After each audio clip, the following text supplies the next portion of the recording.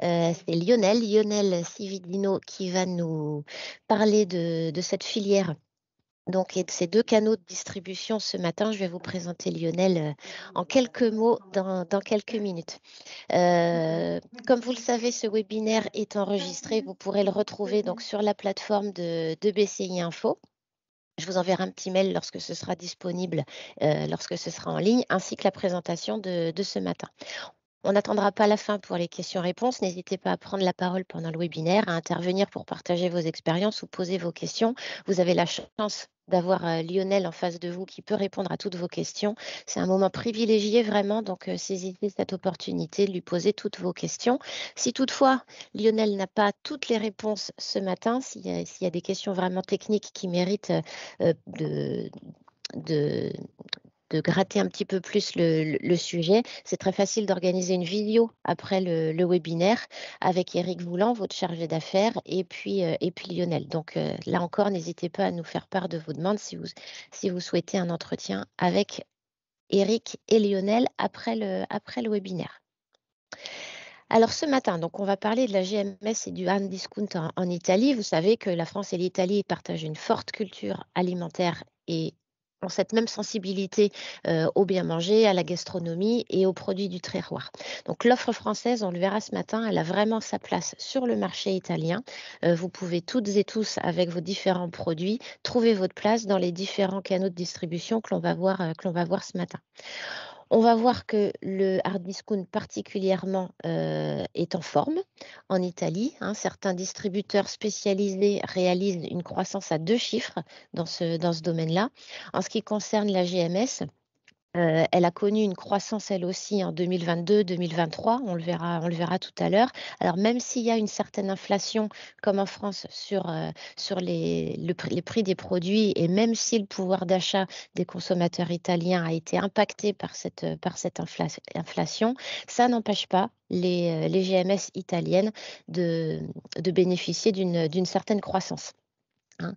Et puis on verra aussi que les prix, malgré ces prix élevés dans la distribution, enfin ces prix élevés dans la distribution, pardon, entraînent les consommateurs à se tourner vers des produits de marque distributeur.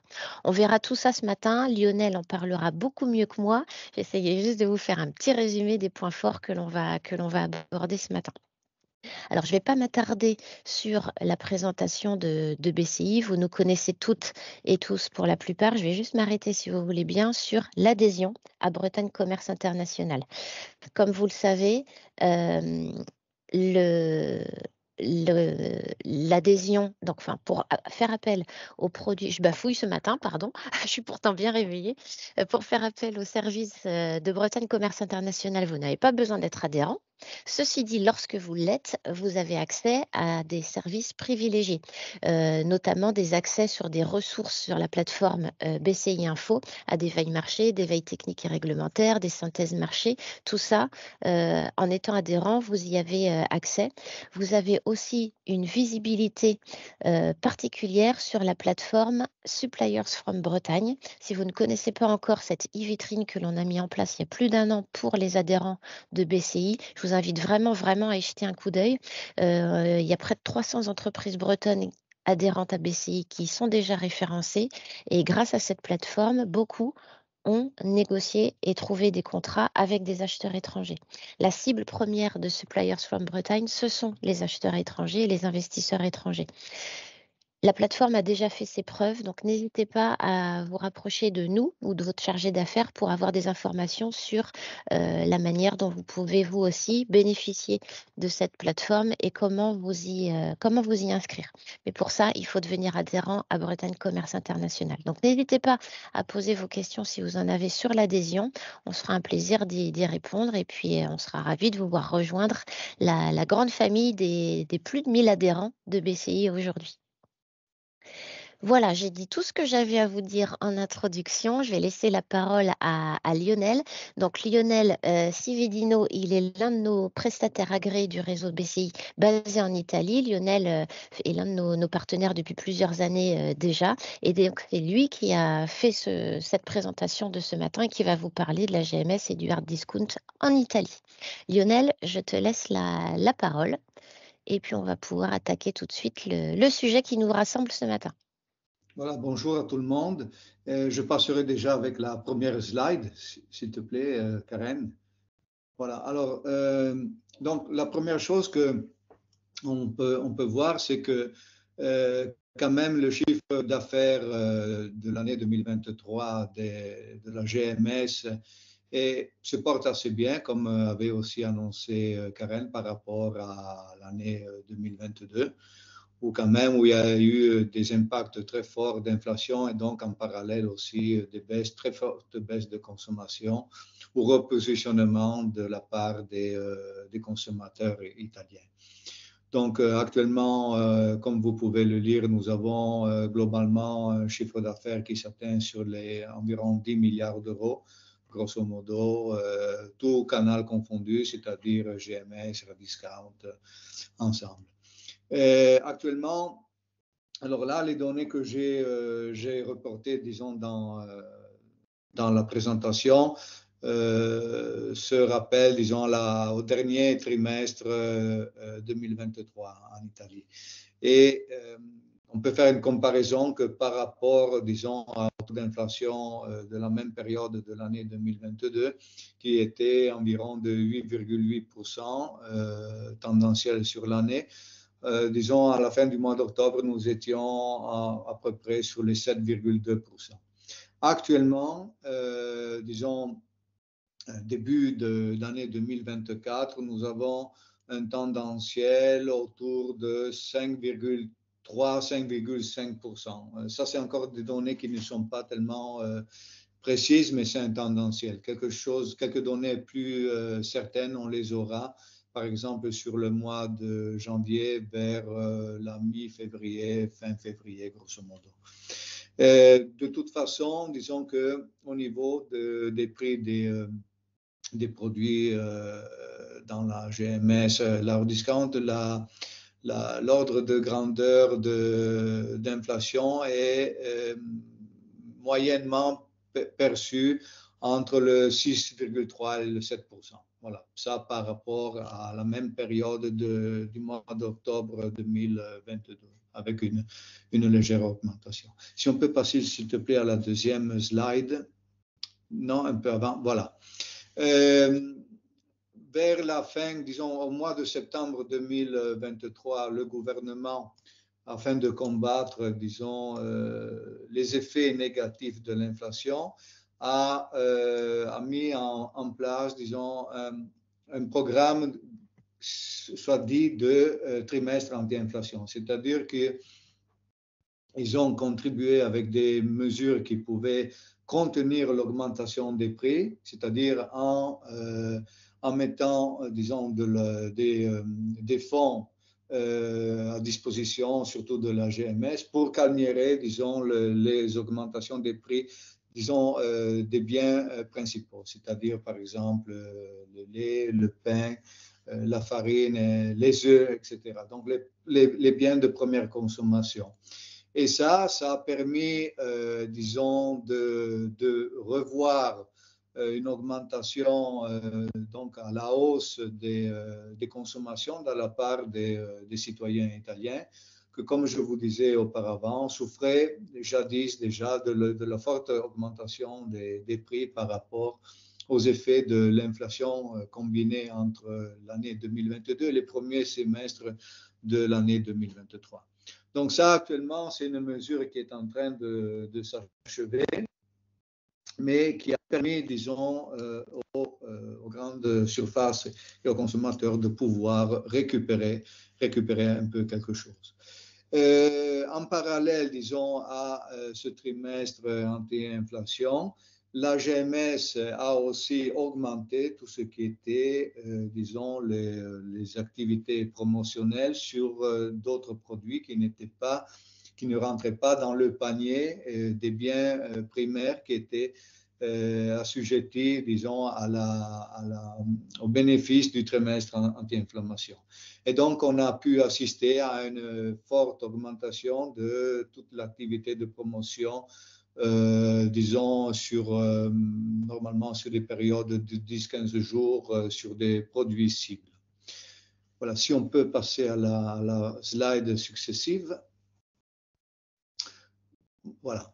Alors, comme on disait en précédent, c'est comme a aussi dit Karen au début, l'inflation a fait ce que une grande partie de la population que auparavant se tournait vers des produits de marque, soit dans la GMS traditionnelle, voire aussi dans l'hard discount, parce qu'à savoir qu'aussi en Italie, certains points de vente de l'hard discount ont aussi à leur disons, liste de produits, aussi des produits de marque.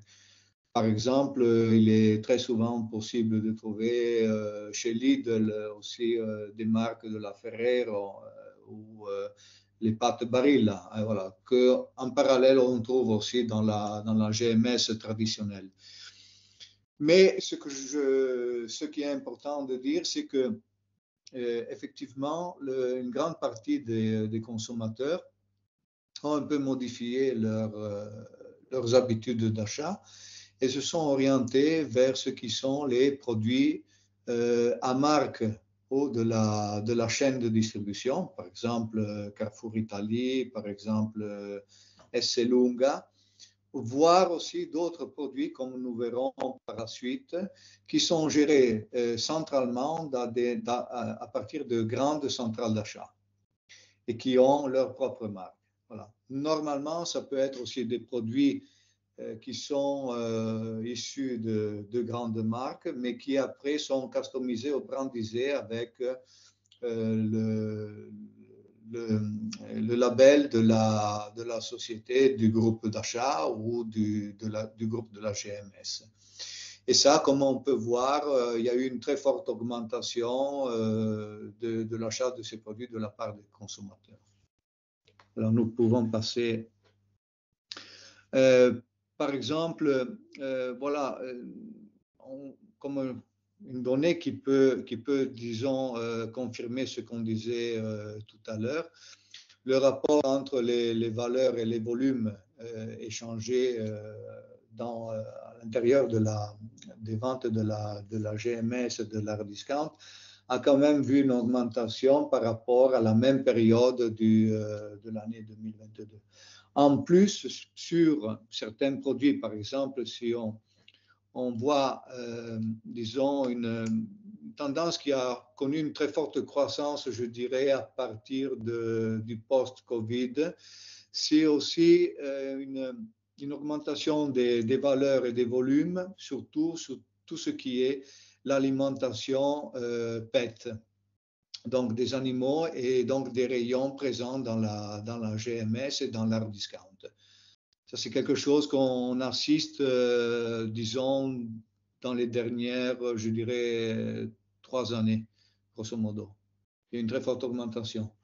Ça aussi, au point de vue, bon, à savoir, c'est aussi une question psychologique. On a vu aussi en parallèle une augmentation de la présence d'animaux domestiques à l'intérieur des foyers familiales. Donc tout ça, ça a créé, disons, un lien logique auquel il y a eu un suivi d'augmentation des volumes et des valeurs des produits pet food. Voilà, nous pouvons.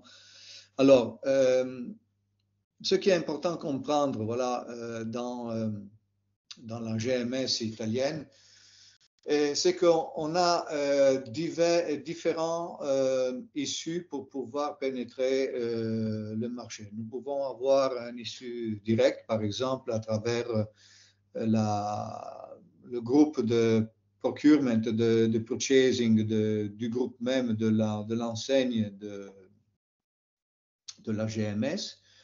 Voire, il y a aussi, comme là, c'est le cas où je vous cite, par exemple, le groupe Aspiag, qui est un groupe d'achat, mais en parallèle, il y a aussi un concessionnaire de labels, et en particulier du label Despar, Interspar, Eurospar.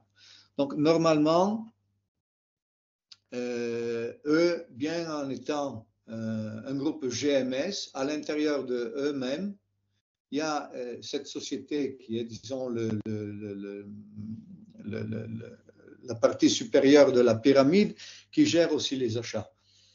Et donc, ça, c'est une première phase où pouvoir aussi s'adresser, disons, pour pouvoir rentrer efficacement sur le marché italien, voire sur la GMS.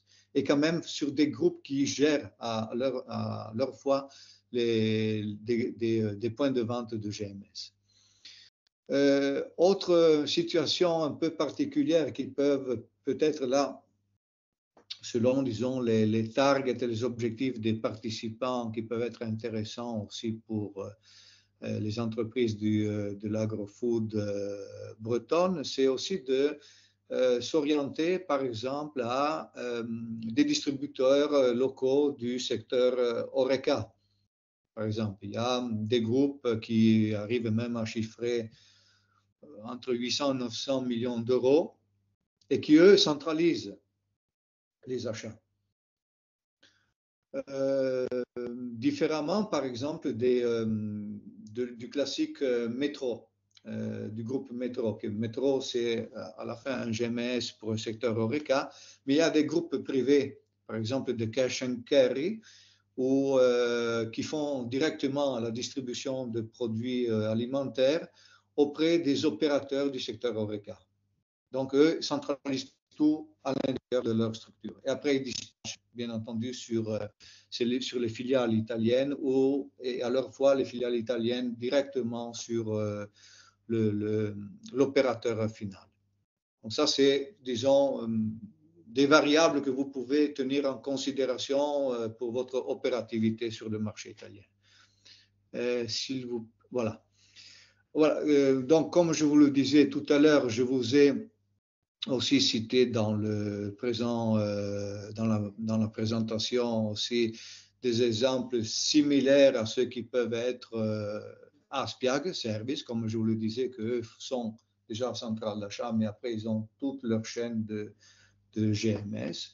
Voir aussi, par exemple, CONAD, Consorzio Nazionale dei Taglianti, qui est parmi un des groupes de grande distribution organisée les plus importants en Italie, que à leur tour font comme Aspiag, donc font la centrale d'achat et ils ont après toute leur chaîne de hypermarchés, supermarchés ou supérettes de proximité.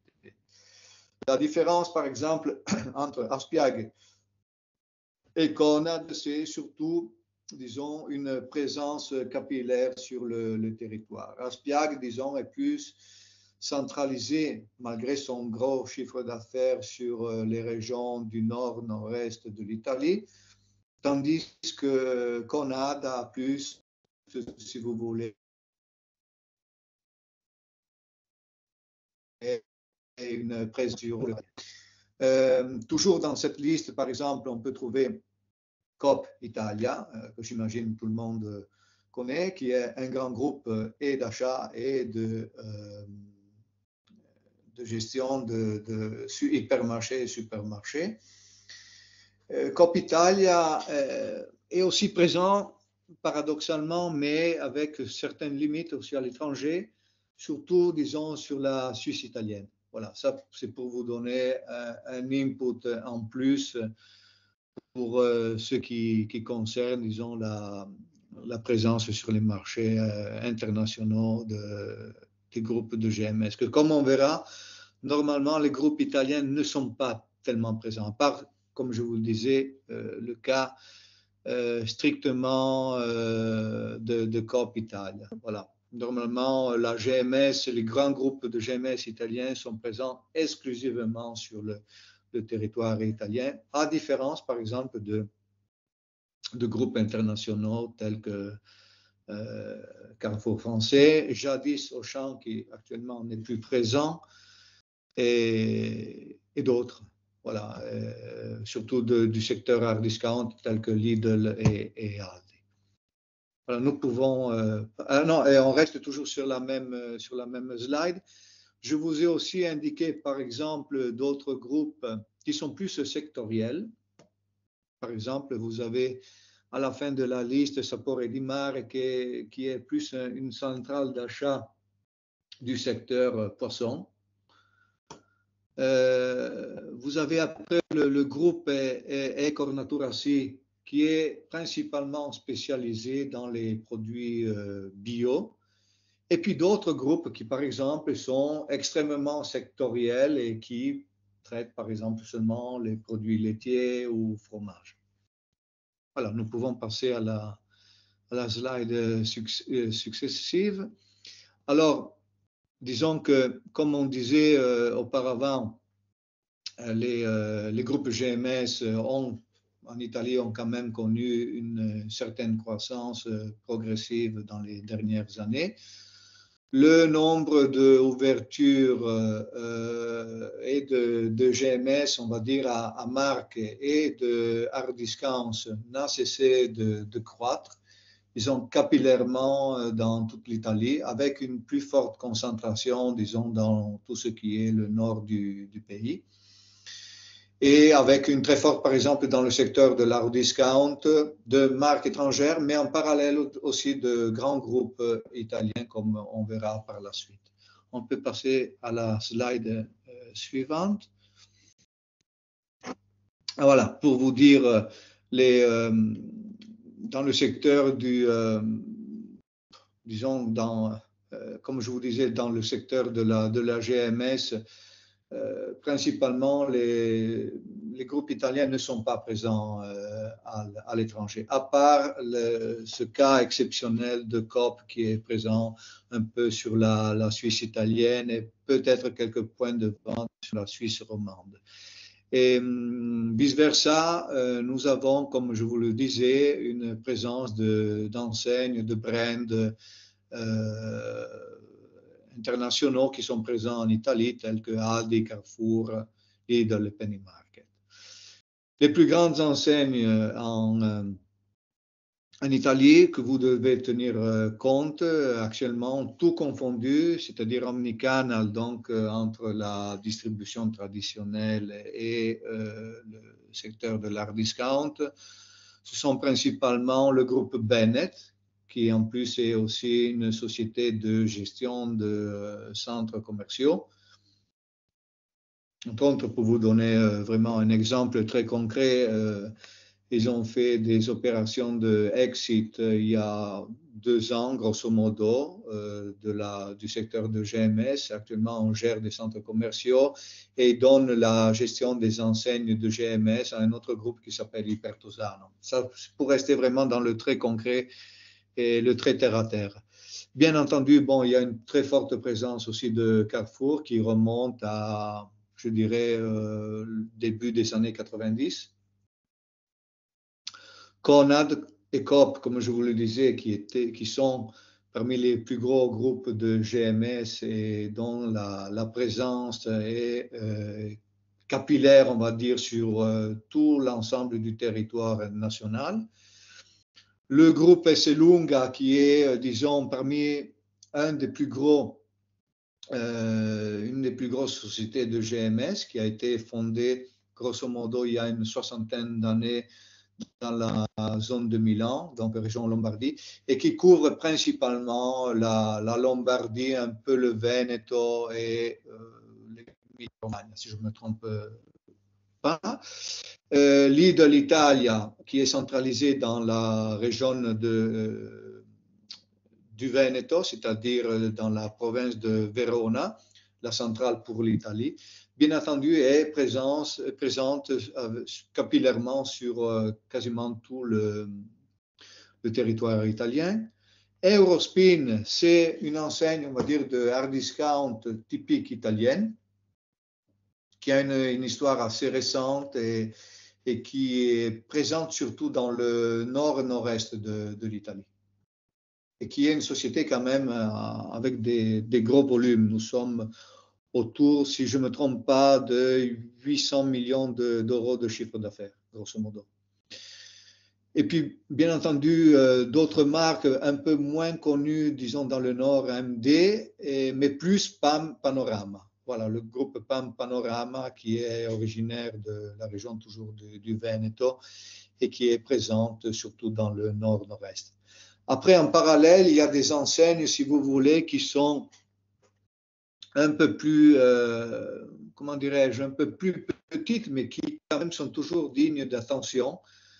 Des enseignes, disons, d'entreprises familiales qui ont créé après un canal de distribution un peu plus petit, mais on trouve aussi des cas, par exemple, je ne sais pas, la chaîne de distribution Lando qui est plus orientée dans la région de Vénétie, qui quand même a un chiffre d'affaires autour de 600 millions d'euros, voire aussi d'autres enseignes toujours dans le nord-est qui peuvent être les supermarchés Visotto. Là aussi, nous sommes sur les 400 millions d'euros. Donc, après, cas par cas et région par région, vous avez aussi des groupes qui sont, bien entendu, avec des chiffres d'affaires mineurs par rapport aux grands groupes tels que Coop ou Conad ou Esselunga, mais qui peuvent être quand même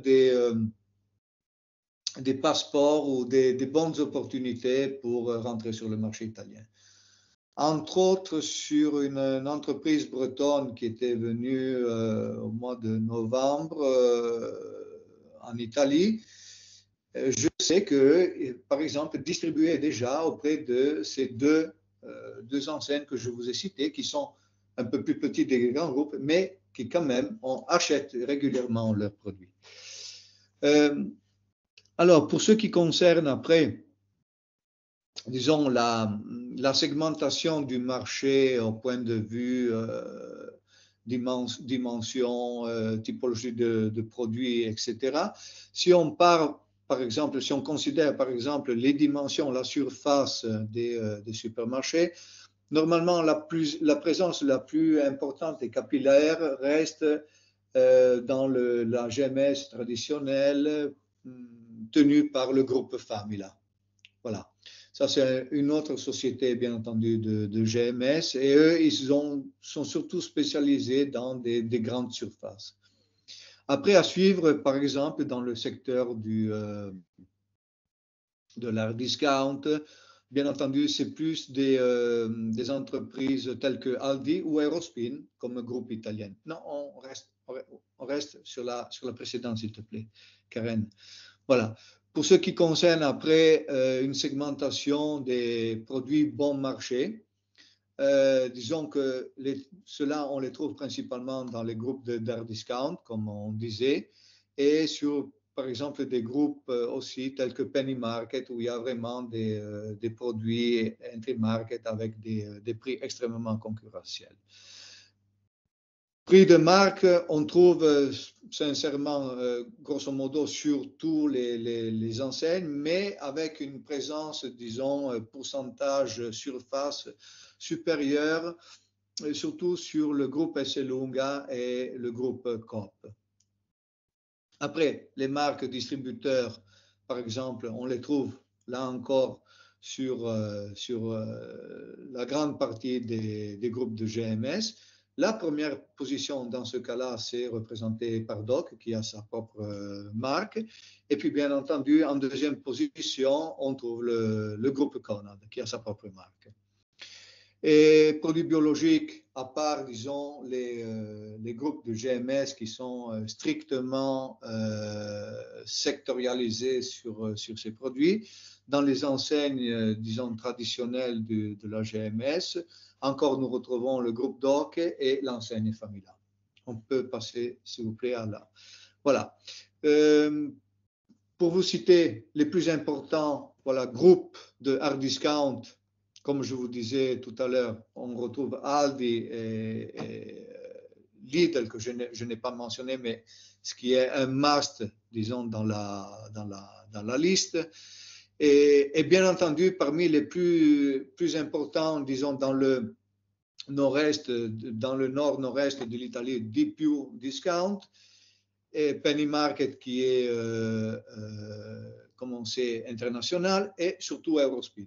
Voilà, Eurospin, comme je vous disais, je pourrais vous donner après, pour ceux qui sont intéressés, aussi le chiffre d'affaires mis à jour, on va dire, avec le dernier bilan 2022 parce que le 2023 n'est pas encore publié, mais nous devrons être autour des 800, peut-être 1 milliard d'euros, grosso modo, de chiffre d'affaires. Voilà. Nous pouvons passer à la slide successive. Alors, je vous ai indiqué ce qui sont les groupes de GMS les plus importants et qui tiennent pas seulement, mais disons principalement des marques, des produits marques. Je n'ai pas inséré, mais ça plutôt pour une question de quantité et marginalité aussi, les groupes d'hard discount. Pourquoi cela? Parce que comme je vous le disais tout à l'heure, des groupes d'hard discount ont commencé, je dirais, dans les dernières années aussi à acheter avec une certaine régularité. Donc, parfois, on trouve une présence constante aussi de produits à marque. On peut trouver, comme je le disais, par exemple, la marque Ferrero, donc la Nutella, voilà, pour vous citer un exemple, ou les pâtes Barilla. Par exemple, on peut trouver la conserve de tomates Mutti.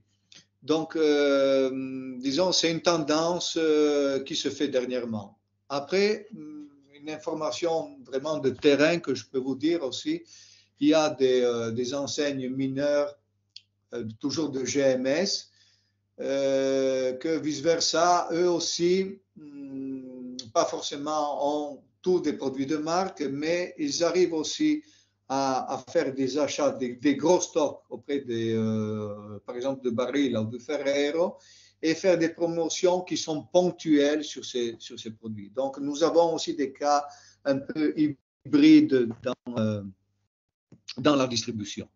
Mais disons que les enseignes que je vous ai citées, parmi eux, disons, eux, ils ont tous des produits de marque. Après, on verra que même ces enseignes ont aussi des produits à marque brandisée ou à marque, disons, groupe d'achat. On peut passer à la slide. On a une question avant de passer à la diapo suivante, si tu veux bien. Béatrice demande si tu peux redonner le nom des deux enseignes familiales. Lando et Visotto. Lando. Visotto.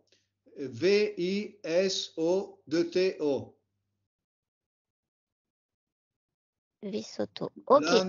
Lando, il doit faire dans les 650 millions, je vais comme ça, parce que 650 millions de chiffre d'affaires, Visotto, plus vers les 300 millions d'euros de chiffre d'affaires. Merci beaucoup. Si vous avez d'autres questions, surtout n'hésitez pas à intervenir, soit dans le chat, soit à ouvrir vos micros. Pour vous donner aussi un exemple très terrain, alors Lando, si vous devez prendre des rendez-vous, eux, ils reçoivent physiquement du lundi au mercredi de 8h30 à 12h30. Vous devez venir avec votre mallette. C'est encore un système à l'ancienne. À l'ancienne.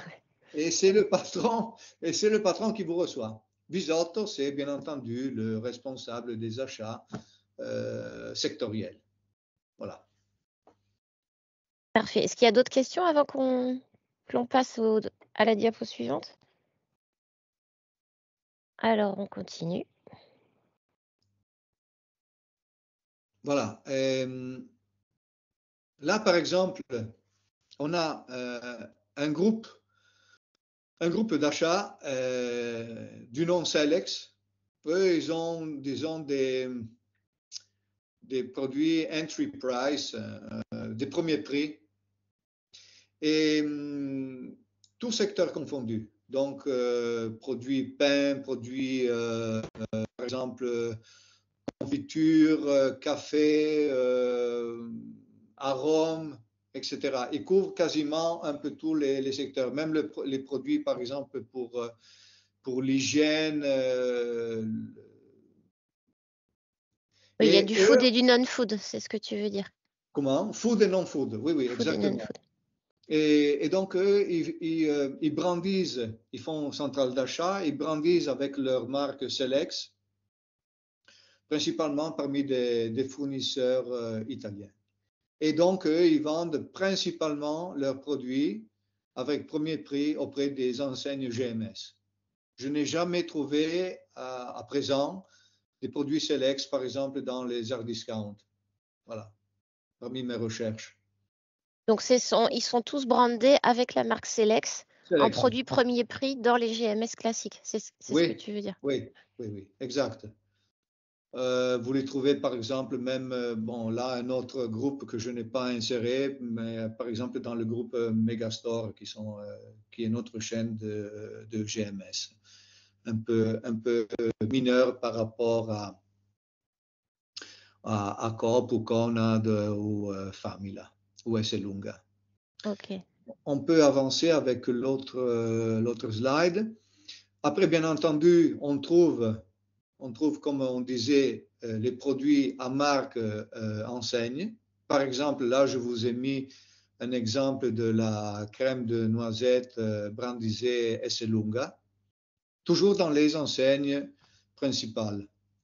Puis, bien entendu, on trouve aussi des produits bon marché qui ne sont pas, disons, Esselunga, mais à l'intérieur de Lidl, de marques qui sont généralement méconnues sur le marché italien. Donc, ça peut être aussi des PME italiennes qui customisent à leur fois avec une autre marque de fantaisie ou une marque de fantaisie qui est demandée, par exemple, par les grandes enseignes, qui est différent par rapport à la logique Selex.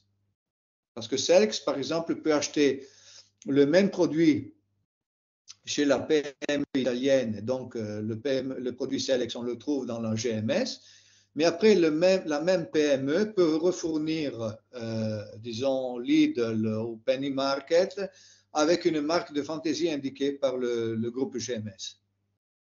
Donc ça, c'est un peu la différence. Voire ou sinon des PME qui customisent, disons, le produit et avec le label de la GMS tel que Esselunga pour produire par exemple un produit similaire à la Nutella mais à marque Esselunga. Donc après on peut avancer. Après, comme je vous disais, les produits bio, on les trouve quasiment un peu partout dans les groupes de GMS à marque. Et puis, bien entendu, il y a aussi des GMS dédiés, spécialisés, comme on disait Ecobio Natura, ou le groupe de GMS Naturacy, qui eux font que de bio. Comme vous pouvez voir aussi, toujours dans les images que je vous ai indiquées, il y a aussi des lignes, par exemple, bio, qui sont à marque Selex. Donc ça aussi, on peut trouver le produit bio à marque Selex dans la distribution traditionnelle. Premier prix, mais marque bio. Et bien entendu, après, il y a des marques bio, mais un peu plus méconnues, toujours dans la logique des groupes d'hard discount qui sont distribués exclusivement dans les secteurs, dans les GMS de hard discount. Voilà, on peut avancer.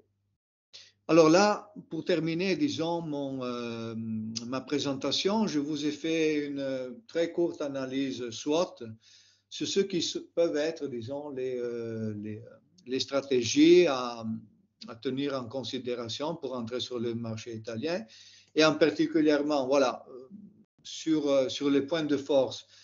Normalement, le produit français est bien apprécié, mais pas tous les produits français. Là, je vous expliquerai par la suite le pourquoi. Par exemple, dans le secteur du vin, les champagnes, même dans le secteur fromager, il m'est arrivé de faire des analyses dans la GMS et de trouver, entre autres, des produits bretons, donc particulièrement des produits fromagers. Si je me souviens pas trop mal, la marque est Paysan Breton, si ça vous donne quelque chose, dans la GMS traditionnelle. Voilà, GMS italienne. Bien entendu, après, sur les points de vente Carrefour, il est plus simple aussi de trouver plus de marques françaises, de produits françaises, que par rapport à la GMS traditionnelle italienne. Voir aussi dans la GMS, on va dire du groupe Aspiag et donc des hypermarchés d'Espar et Interspar aussi, les produits gâteaux, par exemple, ça m'est arrivé de trouver les produits Saint-Michel. Voilà. Donc, disons que pour certains produits, la perception du brand français est quand même vue comme un produit de qualité. Et il y a, disons, une certaine classe de consommateurs qui sont sensibles à acheter aussi le produit français. Les opportunités, bien entendu, elles y sont parce que nous sommes quand même un marché de presque 60 millions de consommateurs. Il y a une population qui a un pouvoir d'achat aussi élevé, donc ne sachant pas quels sont, disons, vos targets, mais disons, il y a aussi une partie de la population qui est disponible à dépenser aussi pour des produits alimentaires de niche et recherchés. Et bien entendu aussi, il y a une classe moyenne qui recherche aussi un rapport qualité-prix, disons, qui soit intéressant. Et aussi, parfois, ils achètent aussi des produits qui ne sont pas, disons, typiques italiens. Donc ça aussi, c'est quelque chose à tenir en considération. Bien entendu aussi, le marché italien est quand même un marché qui est développé et disons l'approche directe, comme je vous le disais, super centrale d'achat, voire aussi avec les GMS un peu plus petites où il y a plus un rapport direct avec ou la propriété ou la direction des achats est quand même quelque chose qui peut se faire assez aisément, malgré que ça, quand même, ça demande du temps et une certaine présence sur le territoire. Alors, les faiblesses, bien entendu, il faut en tenir bien en considération, car certains produits, moi j'ai vu déjà en suivant des entreprises étrangères, surtout du secteur doux, gâteau, parfois ont de la difficulté, ont du mal à rentrer sur le marché de la GMS et ils ont plus de facilité, par exemple, avec des petites surfaces, voire des chaînes de magasins de proximité spécialisées dans le secteur food and beverage, qui sont vraiment peut-être marques italiennes ou marques anglaises, etc. Parce que sur le secteur de la GMS, parfois les goûts, disons, de la masse des consommateurs ne sont pas semblables, par exemple, au goût des consommateurs français. Donc là aussi, c'est à voir quel type de produit vous traitez dans votre entreprise. Et ça, c'est un élément très important parce que vous pouvez très bien échouer au niveau de GMS, mais faire du chiffre d'affaires avec des surfaces un peu plus petites, voire avec des épiceries fines, des chaînes d'épiceries fines. Donc, c'est à comprendre a priori avec une étude quelles sont vos priorités. Alors, pour ce qui concerne, par exemple, l'approche sur les grandes surfaces, les temps, disons, de feedback, de retour, ça dépend. Vous pouvez avoir de la chance et approcher le bon buyer qui est assez empathique, disons, dans le rapport commercial. Et donc, les négociations peuvent se faire, disons, avec des temps moyens, voire aussi ne pas trouver tout de suite le bon interlocuteur et devoir solliciter, faire plusieurs visites. Et donc, cela peut demander vraiment du temps et de l'argent, un investissement de la part de l'entreprise étrangère. Différent est le cas où les enseignes sont plus petites, voire les chaînes d'épicerie, où les rapports sont beaucoup plus rapides. Voilà. Une chose que j'ai remarqué aussi, c'est que parfois avec les grands groupes de GMS, les contrats qui sont sous-signés avec disons avec les fournisseurs étrangers ou disons même avec les fournisseurs italiens, parfois peuvent être susceptibles d'être malgré tout renégociés a fortiori de la part de la GMS même. Donc ça, c'est quelque chose qu'il faut tenir bien présent. Ils peuvent vouloir renégocier farouchement les prix, même en cours d'année. Donc, à vous d'évaluer aussi ces situations-là. On a une question, Lionel, question pratique, culture business. Comment on doit solliciter des contacts en Italie? Plutôt par mail, plutôt par téléphone? Est-ce qu'il faut se déplacer? Je présume que, comme pour toute première approche de marché, c'est plus flatteur pour l'interlocuteur de se déplacer pour un premier contact. Quels sont tes conseils là-dessus? Alors, mes conseils pratiques, ça dépend parce que moi, je suis basé en Italie, je parle l'italien, donc pour moi, l'approche est différente. Pour moi, l'approche, c'est rapide, c'est téléphone, je me déplace, je rencontre la personne, etc. Venant de l'étranger, l'approche peut être un peu différente. Commencer à trouver en attendant le bon interlocuteur, une présentation email, et puis après, solliciter par téléphone pour comprendre si effectivement il peut y avoir un intérêt, etc. Seulement s'il y a un intérêt concret, alors à ce moment-là, se déplacer. Autrement, il y a le risque qu'on vous fasse perdre du temps. Et pour avoir les adresses email des bons interlocuteurs, parce que voilà. Il y a des adresses email, enfin les interlocuteurs sont différents en fonction, enfin les acheteurs sont différents en fonction des catégories produits. Est-ce que c'est relativement facile d'avoir le bon email? Je présume que c'est un peu difficile d'avoir ces contacts-là. Non, c'est pas aussi simple. C'est-à-dire que même pour nous, par exemple, italiens, c'est pas quelque chose d'aussi simple. C'est quoi la bonne méthode? Comment? C'est quoi la bonne méthode du coup pour comme je avoir disais, si tu es italien, plus ou moins, c'est un peu plus simple d'arriver à contourner l'obstacle. Et si tu n'arrives pas à passer directement, tu peux passer à travers d'autres bailleurs, etc., qui t'indiquent. Donc, il y a un peu des tours à faire. Pour quelqu'un qui vient de l'étranger, je répète, la meilleure des choses, c'est une première approche, essayer d'envoyer le mail, faire semblant de faire l'âne pour ne pas payer l'octroi et donc recontacter l'entreprise, savoir s'ils ont bien reçu, savoir que probablement n'était pas la personne juste, alors demander qui est la personne juste, etc. Renvoyer à nouveau un mail, le recontacter, disons après au moins 15 jours, grosso modo, sachant que peut-être après 15 jours, il n'aura pas vu votre email et donc il faudra le solliciter. Là, pour vous citer des exemples, parfois, il faut aussi des temps entre 3, 4, 5 mois, peut-être des grands groupes aussi 6 mois pour entrer. Pour nous, Italiens. Donc, Et après, bien entendu, s'il y a l'intérêt, mais comme je répète, il doit y avoir un intérêt concret, pas on verra ou envoyez-moi les prix, etc. L'intérêt concret, ça veut dire je veux vous rencontrer, vous venez avec vos catalogues en papier, vous venez avec des échantillons, blablabla, et on vient pour commencer à négocier un peu les conditions de vente.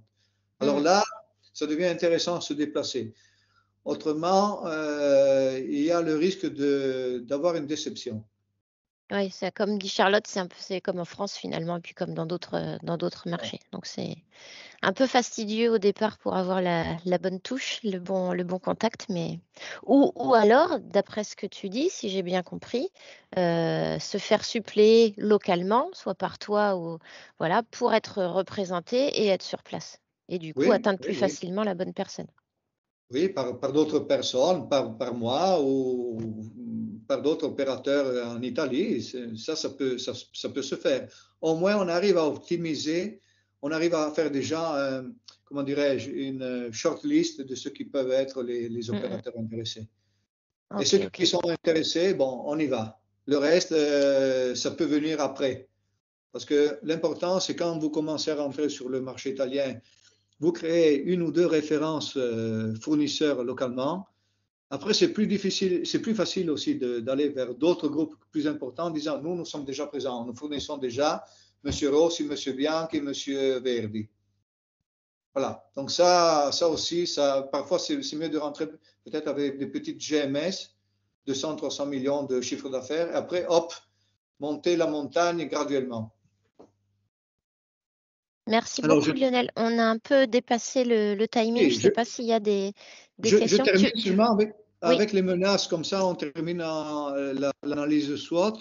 Alors, pour ce qui concerne les menaces, bien entendu, à produits similaires, il y a bien entendu la concurrence italienne qui est présente. Donc ça peut déjà représenter des fortes barrières à l'entrée.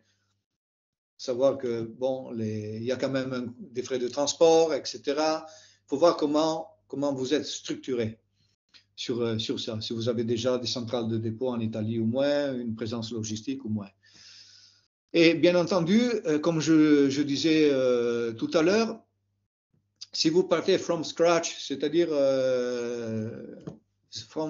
à partir de zéro action commerciale et à la formalisation des contrats, je vous ai déjà expliqué quels sont les temps moyens qui peuvent être et les difficultés que vous pouvez rencontrer. Voilà. De ma part, moi, j'ai terminé ma présentation. Si vous avez d'autres questions, je suis à votre disposition. Merci beaucoup, Lionel, pour cette présentation. Est-ce qu'il y a des questions avant que l'on clôture ce webinaire? Je suis désolée, on a un petit peu dépassé le timing. Si vous n'avez pas de questions tout de suite, encore une fois, il est très facile d'organiser une visio avec Eric Voulant et Lionel dans quelques jours ou même demain, en fonction des dispos de chacun. C'est très facile d'organiser un échange. Il y a 2 personnes, notamment Lionel, qui m'ont demandé quelques infos. Donc là, on traitait que le retail ce matin. Si vous avez besoin d'infos sur le canal, sur le secteur Horeca et quels sont les principaux acteurs, acheteurs, distributeurs dans le secteur Horeca, on peut vous aider à trouver les infos et vous aider aussi. S'il n'y a pas de questions, je vous propose de clôturer ce webinaire. Merci à toutes et à tous pour votre présence ce matin, pour vos questions posées. À la fin de la présentation, comme d'habitude, vous retrouverez les coordonnées d'Éric Voulant, votre chargé d'affaires, le contact mail de l'équipe BCI en CCI territoriale pour tout ce qui est questions techniques et réglementaires, et puis enfin les coordonnées de Lionel. Les prochains rendez-vous en agroalimentaire qui peuvent vous intéresser, je vous invite à les noter dans votre agenda. Le 12 mars prochain, on va faire un focus sur le bio en Allemagne. Et le 4 avril, un focus sur l'agroalimentaire aux USA. Pareil, en 30-45 minutes chrono. Donc, c'est déjà en ligne. Vous pouvez vous inscrire à ces événements. Et puis, bon, n'hésitez pas à regarder l'agenda de manière générale. Il y a certainement d'autres réunions d'information, webinaires qui pourront vous intéresser. Je vous souhaite une bonne fin de journée à toutes et à tous.